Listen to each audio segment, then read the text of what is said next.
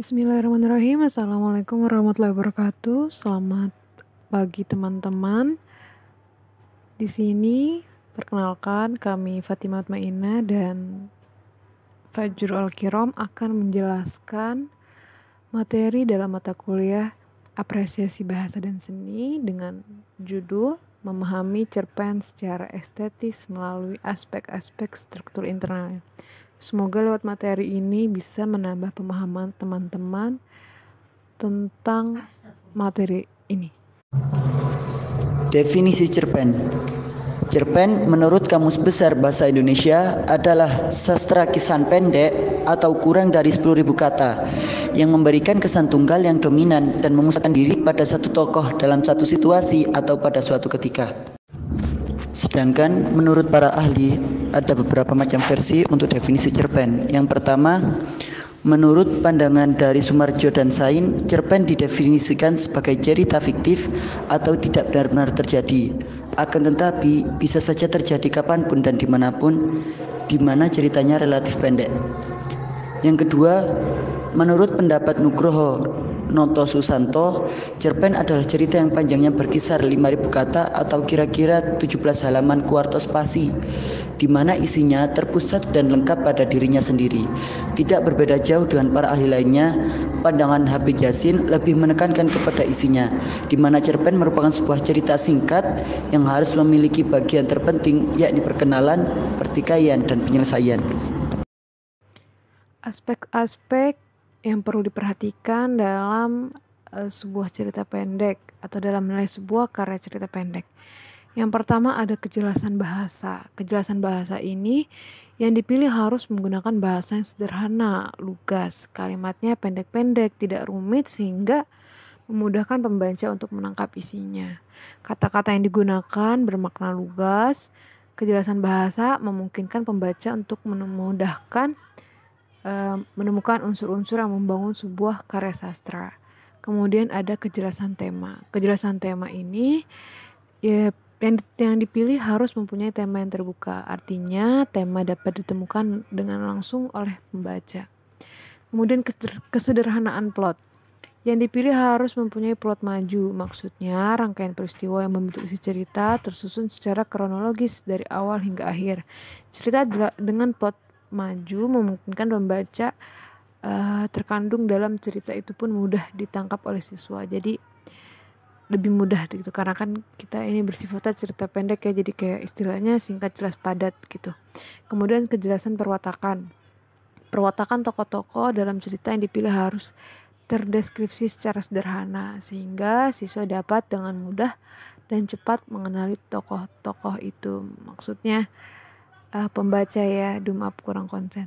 Kemudian dengan demikian pesanan terkandung dalam cerita itu pun mudah ditangkap oleh siswa.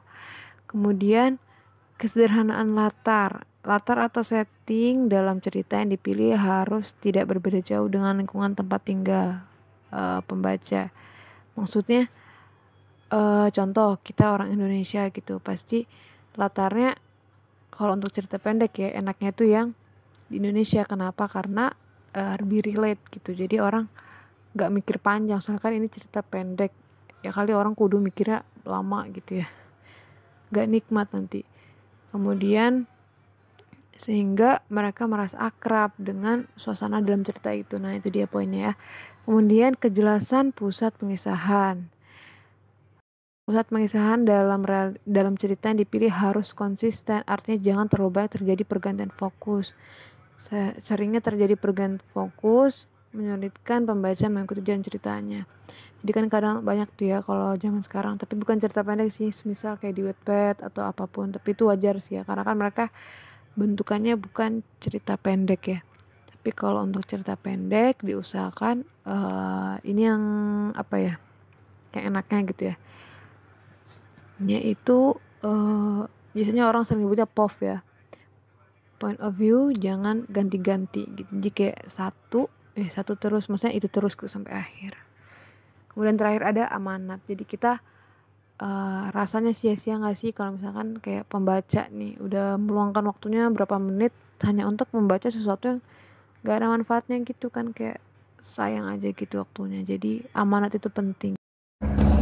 Macam-macam cerpen. Berdasarkan jumlah katanya, cerpen terbagi menjadi 3 bagian. Yang pertama, cerpen mini atau flash. Cerpen dengan jumlah kata yang berkisar antara 750 hingga 1000 kata. Cerpen ini sering disebut cerita mini atau cermin.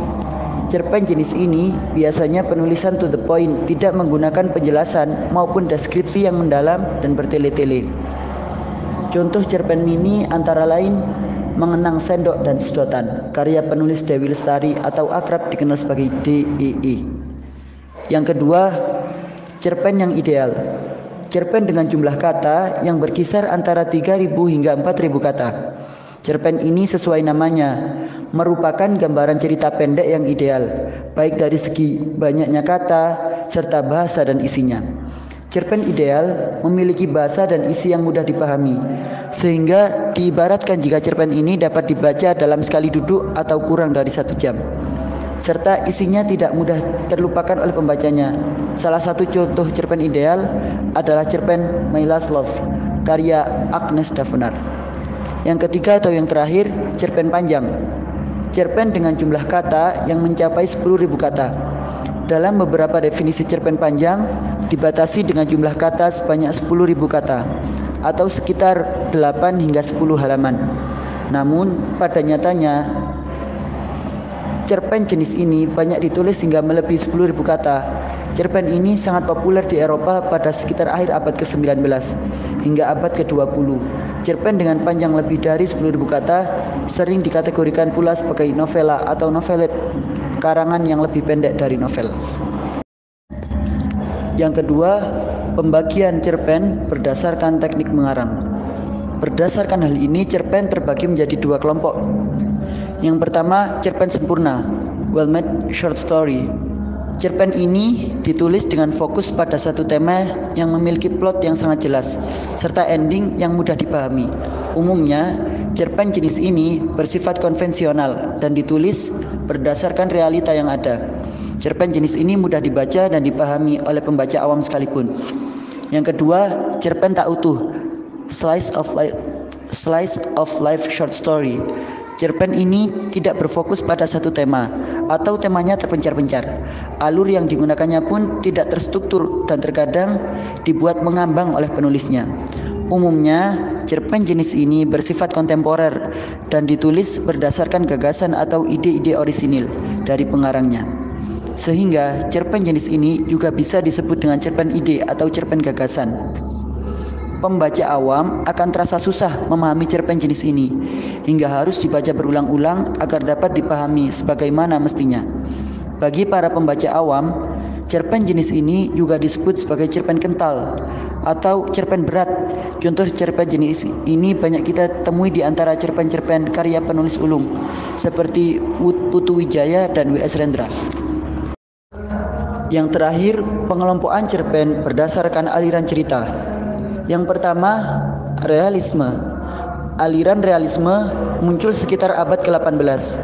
Aliran ini merupakan aliran dalam kesusastraraan yang melukiskan suatu keadaan secara sesungguhnya. H.B. Jasin mendefinisikan aliran ini sebagai aliran yang menggambarkan karya seni seperti keadaan yang sebenarnya terlihat oleh mata.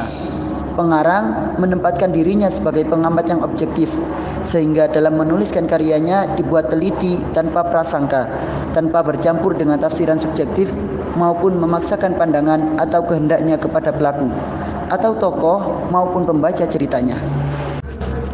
Yang kedua, impresionalisme. Impresionalisme berasal dari kata impresi yang berarti kesan. Berbeda dari aliran realisme, menurut J.S. Padudu, kaum penganut aliran impresionalisme tidak akan melukiskan hal-hal yang dilihatnya secara mendetail. Namun, hanya kesan pertama yang melekat dari penglihatan sang pengarang itulah yang akan diceritakan kembali oleh sang pengarang kepada pembacanya. Yang ketiga, aturan naturalisme. Aliran ini dapat dikatakan sebagai cabang dari aliran realisme. Aliran naturalisme cenderung menggambarkan hal apapun yang nyata dirasakan. Tidak seperti aliran realisme yang kebanyakan berkutat tentang kehidupan sehari-hari. Naturalisme lebih cenderung menggambarkan hal-hal buruk, jorok, bahkan berbau pornografis. Namun, aliran naturalisme juga melancarkan kritik sosial secara lebih tajam.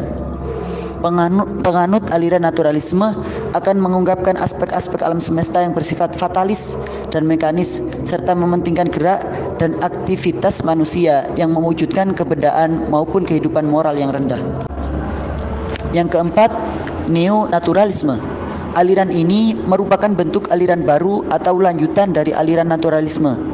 Aliran ini menggabungkan antara realisme dengan naturalisme, di mana aliran ini menggambarkan hal-hal buruk maupun kenyataan yang baik. Aliran ini muncul karena adanya ketidakpuasan terhadap aliran realisme yang dianggap tidak mampu menyatakan ekspresi jiwa pengarang, serta ketidakpuasan terhadap aliran naturalisme yang dianggap kurang mengekspresikan hal secara ekstrim. Yang kelima, determinisme. Determinisme berasal dari kata to determine yang berarti menentukan. Aliran ini merupakan cabang dari aliran naturalisme.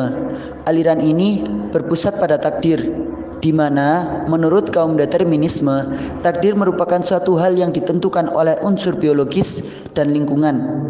J.S. Badudu menjelaskan, jika aliran ini akan memandang nasib sebagai bukan sesuatu yang ditentukan oleh Tuhan, melainkan nasib yang ditentukan oleh keadaan masyarakat sekitarnya.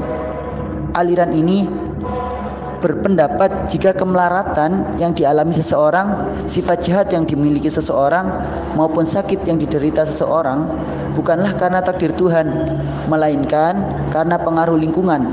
Contoh karya-karya yang menggunakan aturan ini diantaranya Neraka Dunia, karya Nur Iskandar, dan Pada Sebuah Kapal, karya N. Hadini. Yang keenam, ekspresionalisme. Ekspresionalisme dijelaskan oleh Habib Yasin merupakan suatu aliran di mana penganutnya mampu mengenali manusia hingga pikiran dan perasaan yang paling dalam, kesedihan dan kesengsaraan, ketinggian rasa susila dan kerendahan hawa nafsu. Pada aliran ini, si pengarang seolah-olah masuk ke dalam tokoh-tokoh dan aktif di dalam jiwa tokoh tersebut. Aliran jenis ini menjadikan pengarang sebagai pemain yang subjektif yang turut menyatakan apa yang menjadi dirinya pada setiap cerita yang ia tuliskan. Yang ketujuh, romantisme. Aliran romantisme memfokuskan pada perasaan. Romantisme kadang dianggap sebagai penyakit kaum muda yang belum banyak mengecap pahit manis kehidupan, di mana mereka lebih sering mengukur segalanya dengan intuisi dan perasaan tanpa melibatkan otak. Aliran romantisme ini sangat mementingkan penggunaan kata-kata indah serta pengandaian atau awang-awang di alam mimpi. Karya romantisme adalah jenis yang cengeng, yang melukiskan kegalauan jiwa remaja yang berlagu tentang bahagia romansa, seakan dunia hanya milik berdua, berlarian di taman bunga yang indah dipayungi awan dan pelangi yang menghiasi. Namun, ada pula jenis romantisme dewasa yang dibalut dengan pengalaman dan pengetahuan yang mampu melahirkan karya sastra mengharukan seperti Romeo dan Juliet, karya Shakespeare, serta Les Miserables, karya Victor Hugo. Yang kedelapan atau yang terakhir adalah aliran surrealisme. Aliran ini muncul di Perancis dalam rentan Perang Dunia Pertama dan Perang Dunia Kedua. Tokoh aliran ini berusaha menggambarkan suatu dunia mimpi tanpa mengarahkan maksudnya, sehingga pembaca didorong untuk memberikan penafsiran mereka sendiri-sendiri. Penggambaran cerita dalam aliran surrealisme umumnya melompat-lompat sehingga sulit untuk dipahami. Pembaca dituntut mampu menyatukan sendiri tata bahasa, pemikiran, serta logika yang ditampilkan secara acak oleh pengarang di dalam karya surrealismenya. Struktur cerpen. Ada 6 elemen yang membangun teks cerpen sehingga menjadi utuh. 6 struktur cerita pendek berikut ini. Yang pertama ada abstrak atau gambaran awal dari cerita yang akan diceritakan. Poin ini bersifat opsional, jadi tidak mesti ada di setiap cerpen. Kemudian yang kedua ada orientasi. Orientasi ini berhubungan dengan waktu, suasana, tempat dalam cerita pendek tersebut. Kemudian yang ketiga ada komplikasi. Komplikasi ini merupakan urutan kejadian yang dihubungkan secara sebab dan akibat. Karakter dan watak tokoh biasanya terlihat di struktur ini. Kemudian yang keempat ada evaluasi. Evaluasi merupakan konflik yang terjadi dan menuju pada klimaks serta mulai mendapatkan penyelesaian dari konflik tersebut. Jadi intinya dari evaluasi ini ada 3 poin ya. Ada konflik, kemudian klimaks, kemudian penyelesaian. Kemudian tapi masih menuju ya tadi evaluasi itu. Kemudian yang kelima adalah resolusi. Pengarang mengungkapkan solusi terhadap masalah yang dialami tokoh dalam cerpen. Jadi kalau dalam sebelumnya evaluasi itu udah mendapatkan penyelesaian, kemudian di resolusi ini ada solusi gitu ya. Ya kurang lebih mirip lah gitu. Kemudian yang keenam ada koda. Koda ini adalah nilai atau pelajaran yang bisa didapat dari teks cerita pendek oleh pembaca, seperti itu. Baik, berikut adalah sumber referensi kami. Semoga apabila ada yang ingin menambahkan atau mungkin ingin mengoreksi, boleh sekali. Silakan teman-teman yang ingin bertanya atau ingin berdiskusi. Kita di sini sifatnya sama-sama belajar gitu. Jadi kalau ada yang lebih tahu monggo, nanti kalau ada yang bertanya boleh ditimpali atau yang lainnya. Saya Fatimah Ina mewakili teman saya Fajru Al-Kirom, pamit undur diri. Wassalamualaikum warahmatullahi wabarakatuh.